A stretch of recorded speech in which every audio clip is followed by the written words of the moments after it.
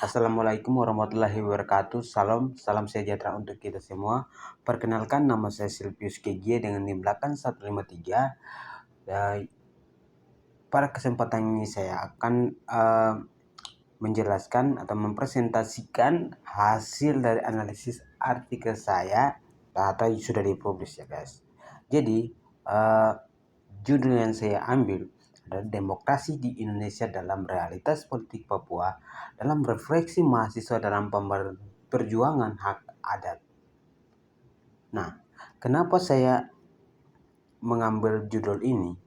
Karena Indonesia ini merupakan negara demokrasi terbesar di dunia, bahkan di Asia Tenggara, yang menjunjung kedaulatan rakyat dan hak asasi manusia.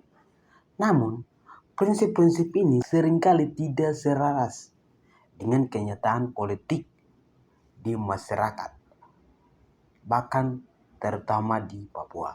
Jadi Papua itu sendiri merupakan salah satu wilayah di Indonesia Timur yang kaya sumber daya alamnya, tetapi menjadi tempat konflik antara pembangunan negara dengan perjuangan masyarakat adat atau hak ulayat. Sehingga dengan ini kita akan menganalisis kontrak demokrasi ideal dan realitas di Papua dan mengevaluasi peran kritis mahasiswa dalam perjuangan hak adat. Jadi, kontrak demokrasi ideal dan realitas di Papua. Nah, kita lihat bahwa demokrasi ideal, kedaulatan rakyat Indonesia, yang mana seharusnya negara melindungi atau menjaga kedaulatan rakyat agar tetap utuh dan awet. Namun, realitas politik di Papua, penguasa oligarki seringkali atau sering pemerintah ini dipegang oleh segelintir elit yang mementingkan kekuasaannya sehingga mengabaikan kepentingan masyarakat adat atau kepentingan orang Papua itu. Yang berikut, partisipasi bebas, yang mana Indonesia merupakan negara demokrasi di Asia Tenggara, sehingga partisipasi bebas aktif masyarakat itu dilindungi atau jaga. Namun realitas politik di Papua, pengaruh militer atau keterlibatan militer dalam pemerintahan mengganggu partisipasi sehingga memicu ketakutan dan mengkritik. Namun yang mengkritik pun dicap sebagai pemberontak. Next, hukum lindungi hak. Nah, hukum lindungi hak. Jadi, kita lihat di realitas politik di Papua, hukum dan kepentingan bisnis. Hukum ini diabaikan dan diutamakan kepentingan politik atau kepentingan bisnis lebih dominan, sehingga hak ulayat adat atau hak masyarakat adat tidak terlindungi.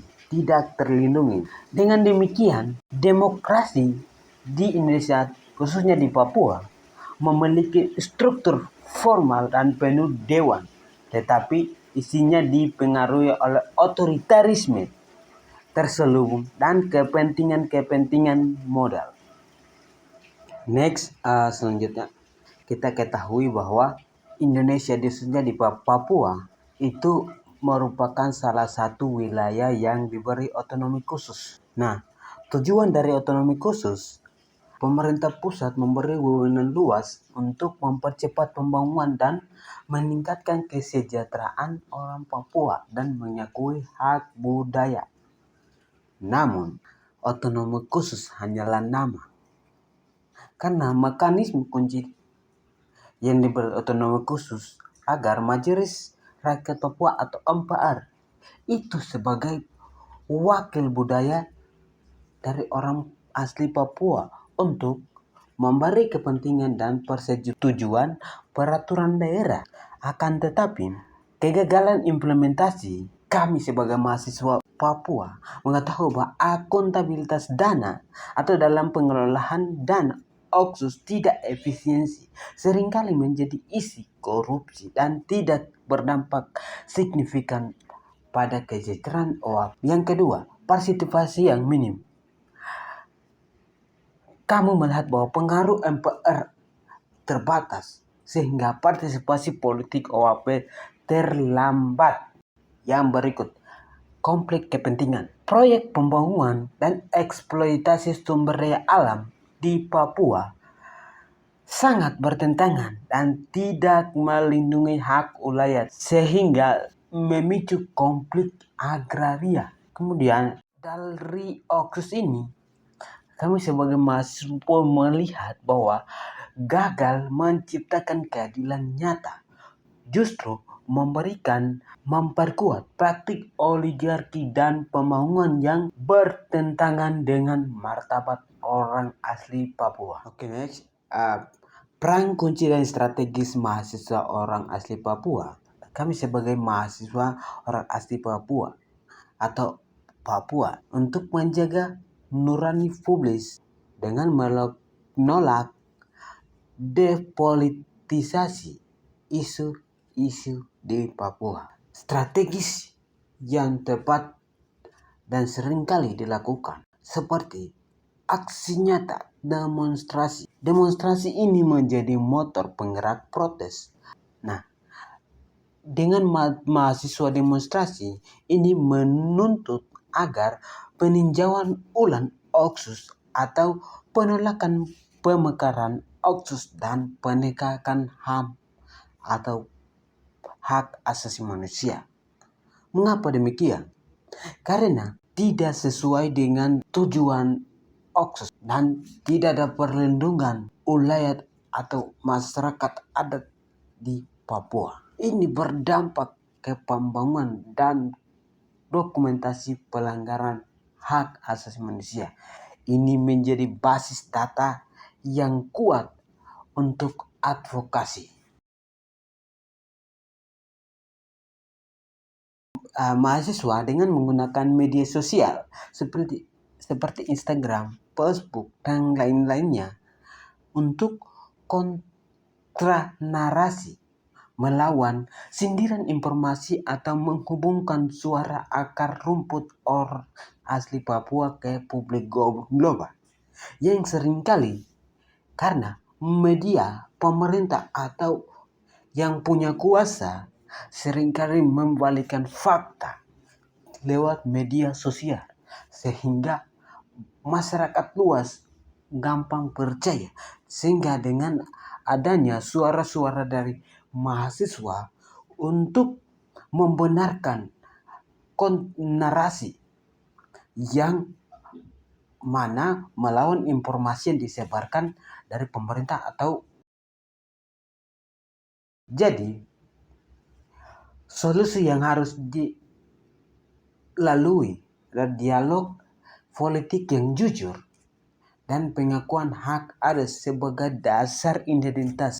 Dengan demikian, kita menarik kesimpulan bahwa yang mana Indonesia merupakan salah satu negara demokrasi di Asia Tenggara yang mana menjalankan tugas atau tanggung jawab sebagai negara demokrasi dengan realitas di Papua hanya akan bermakna jika mengintegrasikan dan melindungi sistem nilai dan tatanan sosial adat, bukan sekedar prosedur politik formal. Oleh karena itu, perlu untuk memperkuat hukum, segera sahkan undang-undang masyarakat adat dan tetapkan prinsip persetujuan bebas didahulukan dan diinformasikan wajib untuk semua proyek di wilayah adat.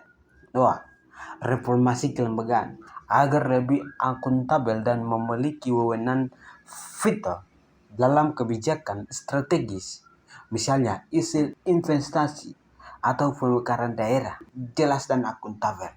Yang ketiga, dorong kerjasama transnasional dan memanfaatkan media sosial oleh mahasiswa untuk mengangkat isu-isu adat secara internasional sehingga menciptakan tekanan untuk akuntabilitas. Baik, cukup sekian. Terima kasih banyak atas Kurang lebihnya oke baik, terima kasih banyak. Cukup sekian presentasi ini.